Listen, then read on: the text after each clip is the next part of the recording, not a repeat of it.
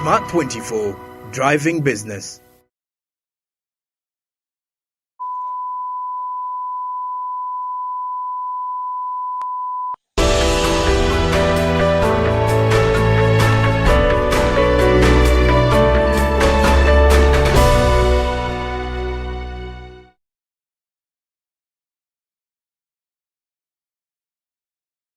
Thank you very much, ladies and gentlemen, and for being wonderful viewers and for watching SMART24 TV, where we drive your business. My name is Anthony, and you're watching The Point. And I am still with Mr. Abori here, trying to break down some matters concerning our export industry. Now, I would let you, Mr. Muzamiru, conclude on the point of the budget, but then also taking keen interest in the traders of our country. The question of importation comes back to you people who are working in arcades, because right now if we walked downtown to our arcades, they're full of shoes, clothes from China, from the Middle East, from UAE, and so many other countries abroad. How can the traders also participate in this drive? Because they are the biggest contributors. When you go downtown, traders are making a lot of money, and definitely that is going into our economy. But the money they are making, they're still also using to buy these goods from China. And so some of that is still going back to those countries. So you're going to also address some of that issue. But let's first conclude on the issue of the budget allocation. Well, the budget allocation, as I was telling you, it was pre-COVID. And President, as I told you, he was advised not to go for a tax cut. He should leave things, the way they are. I think whoever advised him, I don't know who he was, but I think this is coming from the Ministry of Finance and all that, which, no, it's an assumption. If it didn't come from them, they can always come to SMART24 themselves. One, the budget should always be on point, and it should always be real. Now, a budget that is really vague, that does not meet the situation of the time, then it is so fake. Whoever advised was a very... So, Mr. Muzamiru, you were actually advocating for tax cuts. I was advocating for tax cuts. But the president explained himself, and he said that if we made tax cuts, for example, I think Tanzania did that. There were tax cuts on fuel because fuel prices were going up, and they were trying to subsidize the fuel prices, and government was trying to inject a lot of, I think they injected over $60 billion in Tanzania. And Museveni was, rather the president, His Excellency Museveni, was saying, if we did this in Uganda, our reserves would be drained. Our financial reserves for the long term, they would be drained. Well, when you go for a tax cut, then you should also look at the government expenditure. Oh, okay. So it should run. You're advocating for frugality. Exactly, yes. That means it cuts across. Okay. You see, whereby like in Tanzania, they expelled independence celebrations. That was it. Cut costs. Exactly. I've just seen it, and they were like, no, there is no independence celebration. That's the tax. That's being real and understanding our economic standards. That's very true. But it should not be in a situation whereby there is a tax cut, and again you are maintaining high expenditure as government. You understand? The truth is that government expenditure is also very high. Let us be real. You see, when we talk like this, they are like, no, Muzamiru has become now political. No, man is a political animal. Yes. And the political influence will always influence everything. You understand? So if you are still maintaining a house of 500 something parliament, and each walking away with over 30 million a month, that is a lot of money. If we are seeing, we don't know whether it was Photoshop or not, certain MPs, amidst the economic struggle, Ugandans are struggling, and I'm seeing somebody is walking into somebody's home, a big boss of a parliament, and is getting 40 million. And then when the doctor comes out, remember there is a doctor from the opposition who came out and said, they truly give me 40 million, I want to return it back. And then a whole, kind of opposition somewhere, boss, and then he comes out and says, where are you taking it back? Where are you taking it? Where are you returning? You understand that? And then there is a warning that it is likely to be censored, chased out of parliament, and all that.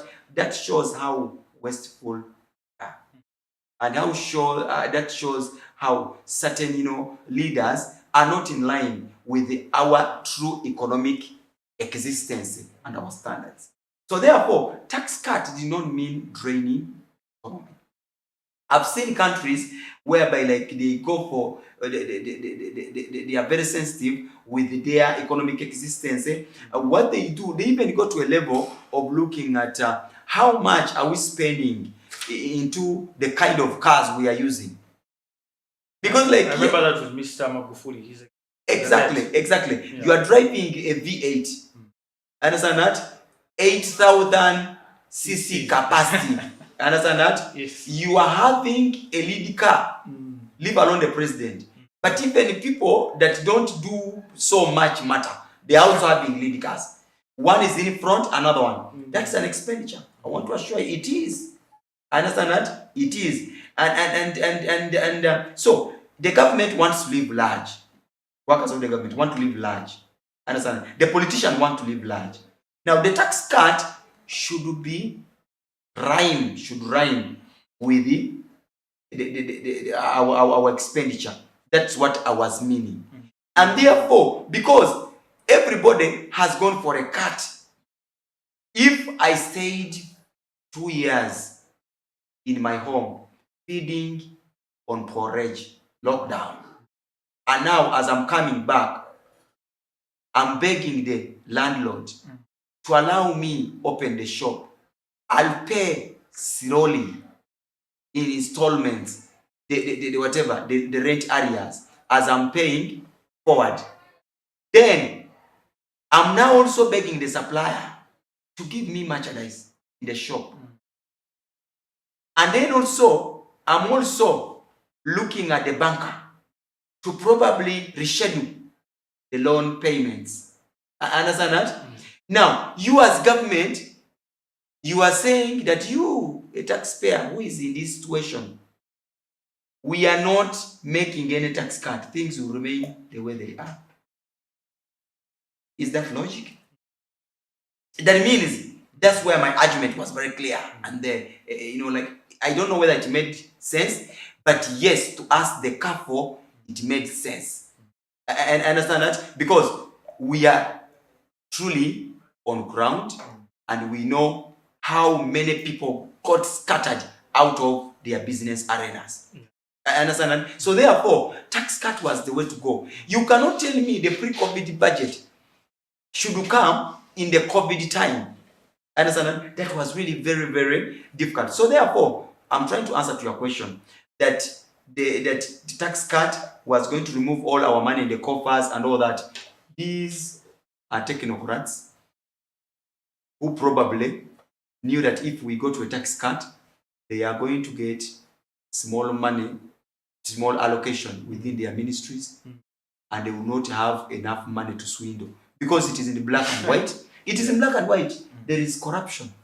And the corruption index is very high, isn't it? So therefore, that means they knew if this money, if there is a tax cut, there is a budget cut allocation. You understand that? That will affect them.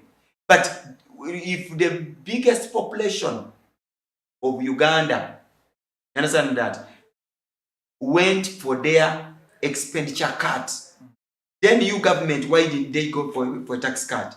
Because the person you are taxing is really frugal. He's trying to save. Exactly. And is the one you are.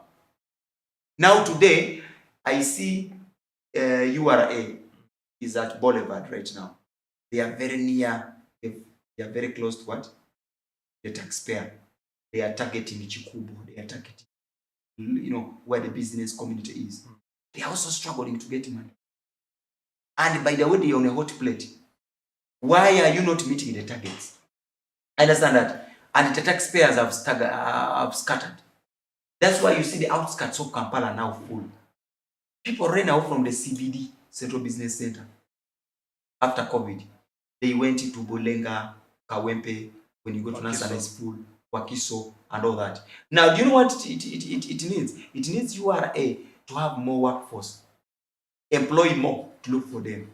But if they were at this point that you find them in one confinement, that means that means the cost, to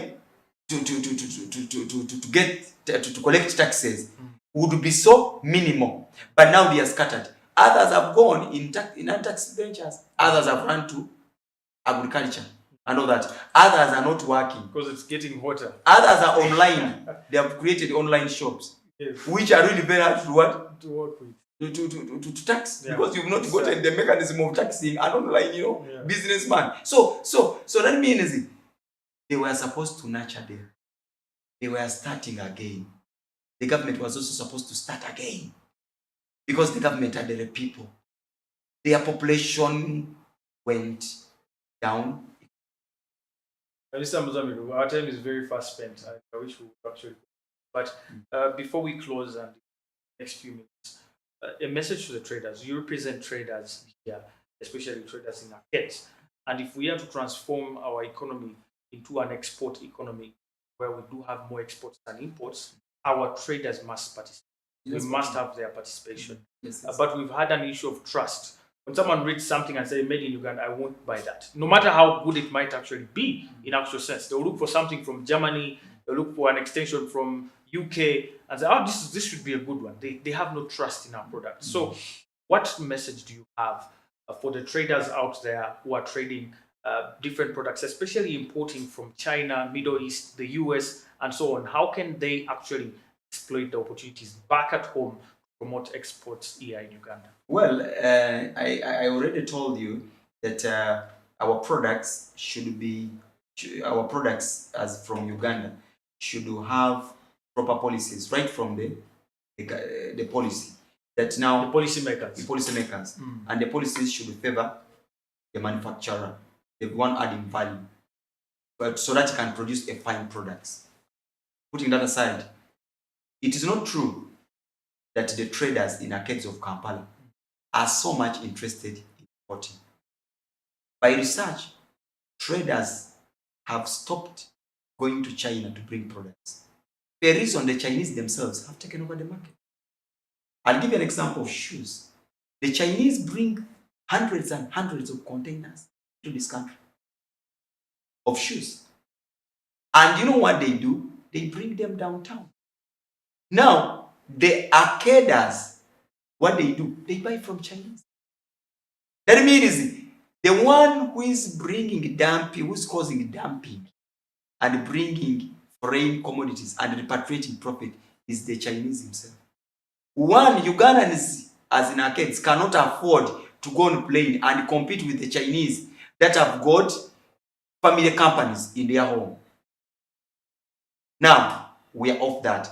The other side, arcaders, as in traders, as for us, our traders in Kapo, they are very ready to promote any product that is emanating from Uganda's production. And there are certain shoes, by the way, that are coming from Kapeka.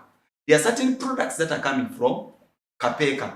And they are being sold, Kapeka, that's industrial park. And they are being sold by the traders, by the way. By the way, now, you may get not to know that the shoes, that's the Niginas, the what, there are certain shoes. They are being made from Uganda.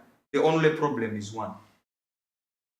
Differentiate between assembling and manufacturing. We, the traders, we are not into policy to probably see, is this one assembling? Because we are not the one giving the certification. Yes. Because there are certain investors that have come here, instead of making factories, they are just assembling. Have gone to certain assembling plants. Moreover, assembling things that could be manufactured. And again, being protected by the big shots of the government. And lying the government that these ones are manufacturing. And having all the benefits of the investors as the manufacturers, tax, holidays, blah, blah. And he's also having whatever is in the industrial park given to him by the government, hoping that they are really manufacturing when they are assembling. Are those traders from Kafo that are hoodwinking Ugandans? Are you looking at that? So therefore, for us, we are very ready. As in Kafo traders, they are very ready to promote any products. The truth is that you say that we are so much interested in Western commodities. German, UK, nobody should lie you. The only products that are coming from Western countries are the mivumba that Ugandans can afford. An ordinary Ugandan who will walk in the upper end to buy a suit at 1 million, they are very few. And those ones that buy them, by the way, because I know I know the pay scale of a Ugandan civil servant. If you see that one walking in high end buying a suit of 5 million, then that one is in the line of corruption. I understand that? Because if you are in the ministry, we know the pay scale. Who are you to walk in and buy suits of 5 million, 10 million? And in a month you are buying 5. That means for you, there are certain people, by the way, I will not mention on TV. But when the judge was making the ruling against them over corruption issues, he was like, I'm convicting you, not because there is evidence that you stole the money, you embezzled the money, but you have failed to explain your lifestyle audit. You get a salary of 2 million, but you are having very expensive mansions in Bugolobi. You stay in Kololo. You built in Buziga. Yeah. So therefore, the arcaders, by summary, are very ready. And they are, by the way, they are the forefront of promoting products. The products from Kapeka and the super, they are already in arcades, they are selling them. And don't mistake them to be whatever products abroad. What I would really say, don't witch hunt the arcaders. Don't witch hunt the arcaders for bringing products from China.